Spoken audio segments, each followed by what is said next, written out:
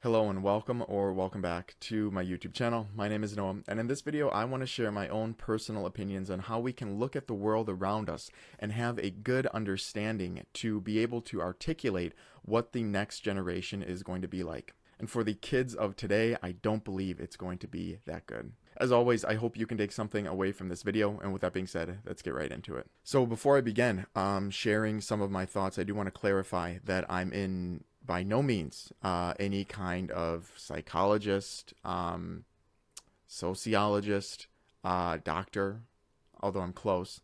I'm not any of those things, right? But these are some of my personal opinions, right? I think we all can kind of articulate certain things about the world just by kind of living in it, and these are just some of my thoughts. So the point really in this video is to share some of my opinions on how I look at the next generation of kids, right? The kids that are, in their teens right now, or maybe they're 10 or 11, 12, something like that, and how I believe, the world around them is going to affect them when they become my age, right? Even older. The first area within our world that I wanted to kind of look at were the things that get a lot of attention, right? So the first place that I wanted to start were movies. Now, there's always movies coming out, right? There's movies about superheroes, horror movies, thriller movie, everything, right? But one of the trends that I've noticed, and I really like film myself. I like good film myself. But one of the things that I've noticed in a lot of these movies that are geared towards this developing generation is that many of them, and even adult movies as well, which says something about these studios and these writers and so on too, is that they don't make sense. These movies are stupid. They are not real. I mean, and I'm okay with fantasy movies, but the way in which these movies are presented, the way in which the characters are written, the way in which stories are supposed to make sense, they just don't, right? The characters aren't good characters. Even if they're a protagonist, they're not technically a good character. They don't have a good story. The story doesn't make sense. The dialogue is really bad. And I think, if I talk too long, I'll go on a tangent with that. But how I believe this kind of links into these young individuals consuming a lot of movies, right? And I think a lot of kids do. We like movies, right? Even as adults, we like going to the movies. We like that experience. And one of the ways that I think these, for lack of a better term, these bad movies contribute negatively to this developing generation is that it teaches them poor lessons of character, of good character. It teaches them poor lessons of what a good story is, right? So it's kind of hampering their ability to understand what makes a good story, right? A beginning, a middle, and an end, and it's all got to make sense. It has to be a congruent journey and so on. And a lot of these films just don't have that.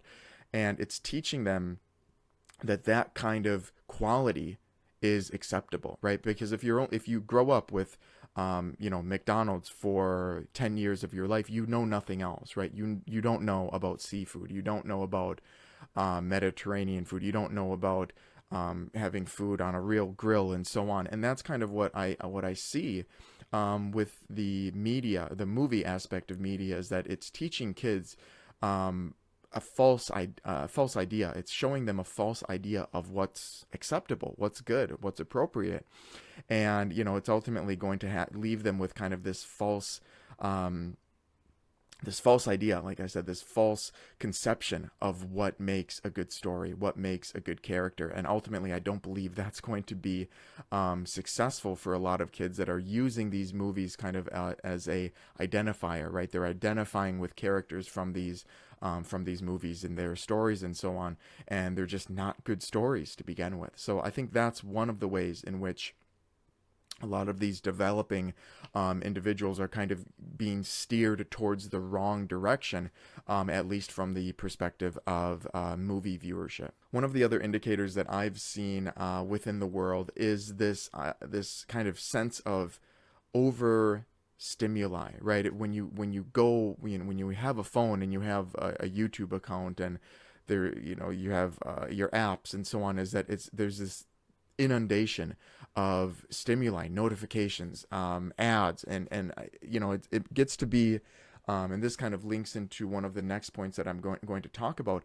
But it kind of leads, in my personal opinion, it leads kids down this path of not being able to focus on one thing, right? There's so many different things that are being thrown their way through mobile devices and their TVs and their computers and so on, is that it gets so difficult to actually lock down on one subject and focus on one thing before getting instantly bored and wanting to switch their idea to something completely different. And then they're no more in that endeavor than they were the first one, and then they switch again. So I think what this is kind of going to do for a lot of developing individuals is in their work, right? When they start getting into, higher education perhaps, and then a job, and then a family, and, just dealing with life in general, is that they're not going to be able to handle long-term focus on certain things. And that's, to be honest, that is kind of required, when you get into the adult world.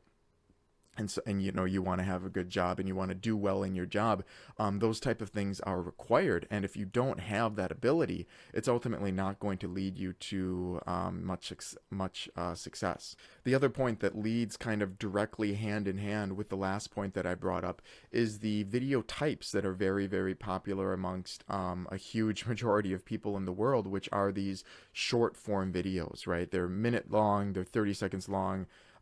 Whatever it is, on YouTube, on Instagram, on TikTok, and so on. And I think this really goes hand in hand with the previous point, in that it's this quick fix for these different topics, and then you instantly move on to the next one, and the next one, and the next one, and the next one. You keep scrolling, and you keep scrolling, and you keep scrolling, before you've sat there for an hour and a half, and you haven't really accomplished anything, because you've heard an introduction to 50 different topics, but nothing more than that. And I think this really compounds kind of the previous point that I had, in that there's all this stimuli within the world, but also the stimuli that's being brought to us is very short form. It's transient, making it so kids can't sit through extended videos, right? Take a topic for drawing, for example, painting or something like that.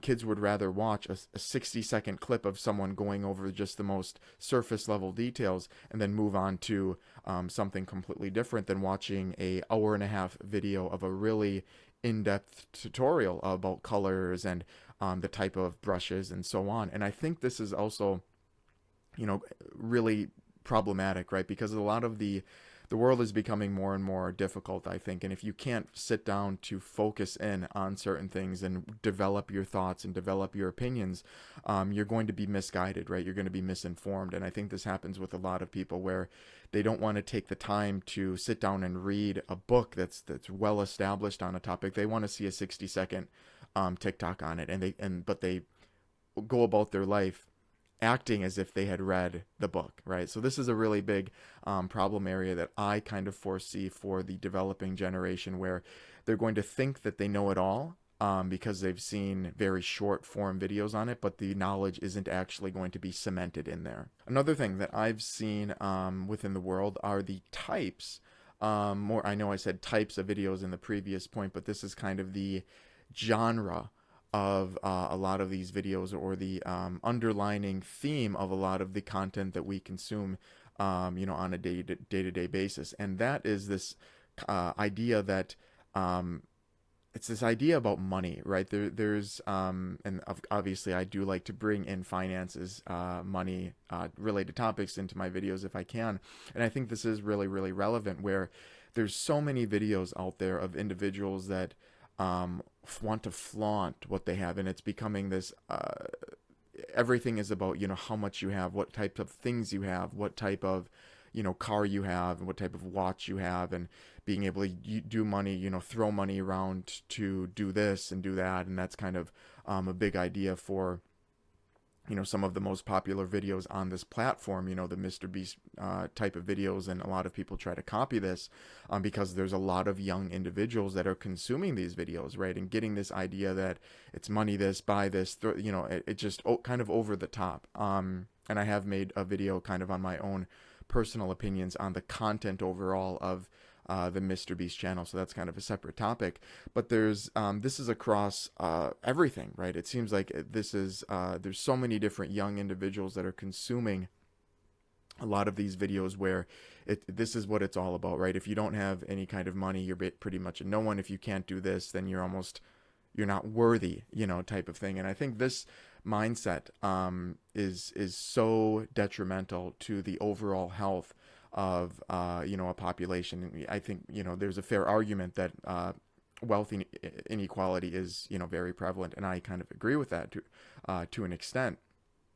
But teaching, or not even really teaching, but exposing developing individuals to this mindset is, I think, a very is going to have a very negative impact on the character that they're going to develop when they start getting into their 20s, getting into their 30s, and so on. Unless they can kind of kick that habit, the character a lot of these individuals that are just about the money and just about their things and things that they can show off to other people. I mean, this really doesn't have any kind of place in a truly productive society, I don't think. And it just so happens that a lot of these videos are being consumed by a lot of young developing individuals. So it's kind of instilling that mindset in their head already when they're very, very young. But there you go. Those are a few examples of some things that I've noticed within kind of the social media world, the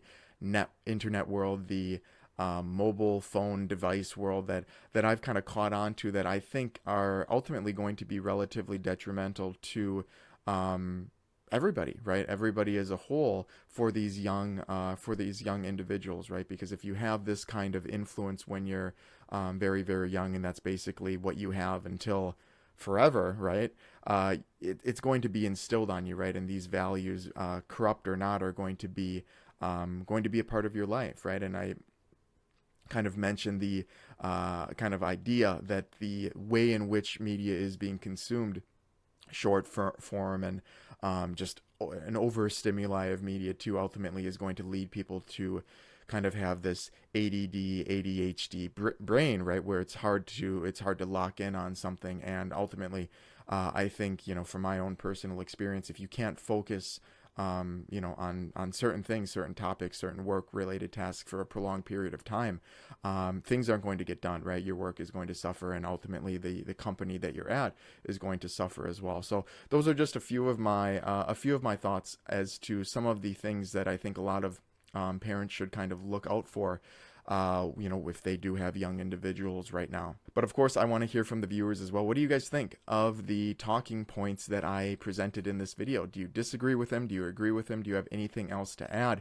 Please let me know in the comment section below. I would love to hear your thoughts. And of course, as always, if you've stuck along this far in the video, I want to thank you so much for your time, and I hope to see you again sometime soon.